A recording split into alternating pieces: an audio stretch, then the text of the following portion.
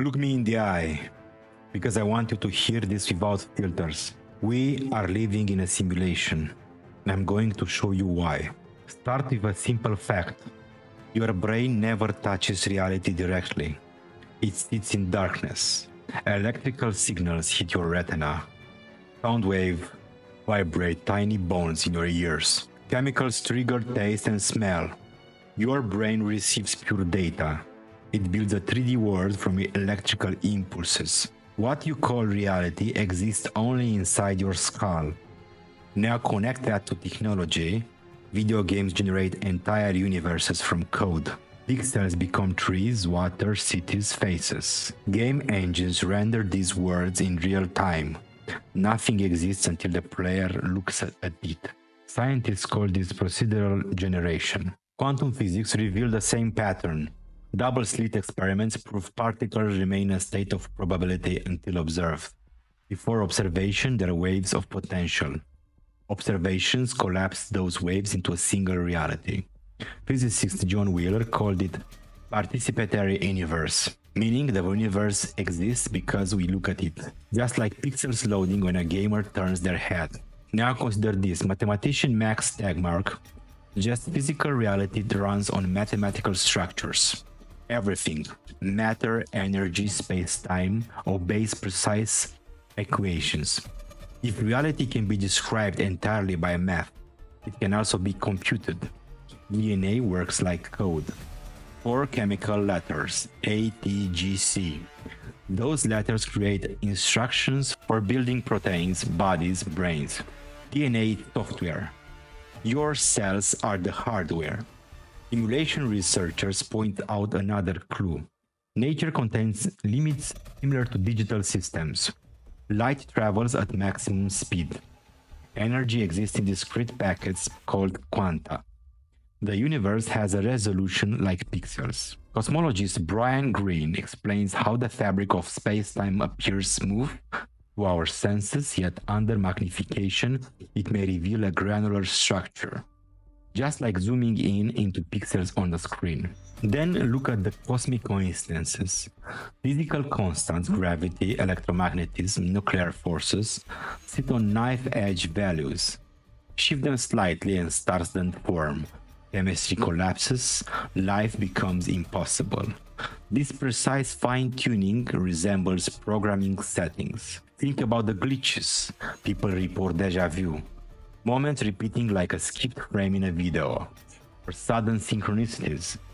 Thinking of someone and they call, tiny patterns that hint at hidden code linking events. Neuroscience offers another piece of evidence.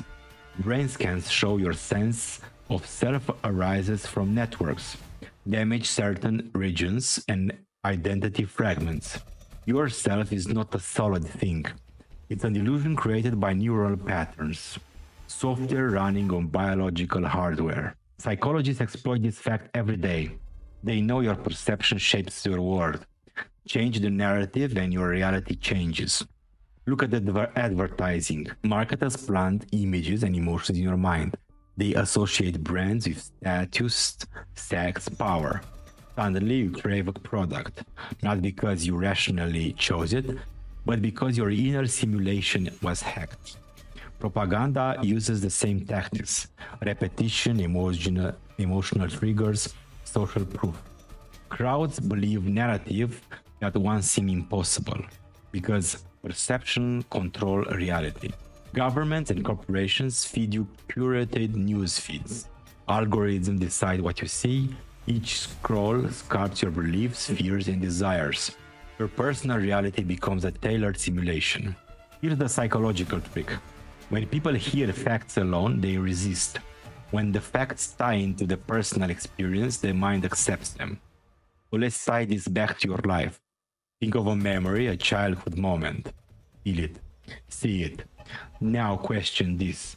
Where does that memory exist? Not outside of you. Only as electrical patterns in your brain. A memory is code. If someone could edit these patterns, they could change your past. Experiments already show fast memories can be implanted. Researchers like Elizabeth Loftus proved how people remember crimes they never committed. or childhood events that never happened. Memories become flexible codes. So if your brains can hold false realities and your senses only receive electrical signals, then how would you ever know if this entire world runs on code? Consider virtual reality. Put on a headset. In a moment, your mind accepts fake words as real. Heart rate rises, adrenaline surges, even though your body stands in an empty room. Now extend that idea, imagine technology advance far beyond ours. Civilizations could build simulated universes with perfect physics, history, ecosystems.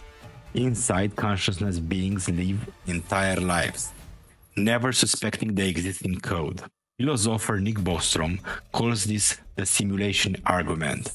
It says either civilization never reached technological maturity, civilizations reach maturity but choose not to run simulations, or three, we almost certainly live inside a simulation. Given how fast computers' power grow now, option 3 becomes hard to dismiss, because the probability that you exist in one of the true physical universes grows smaller every year. Now look at your phone again.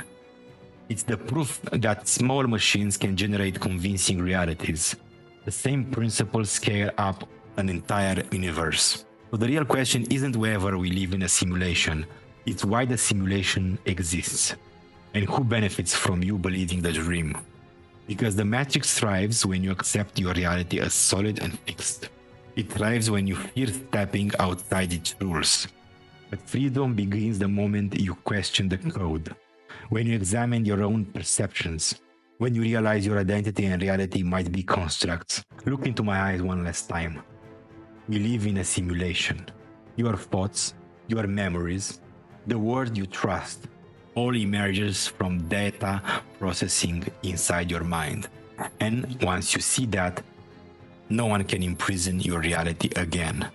If this sparks something inside you, subscribe, because we are going deeper into the code, and I want you there with me.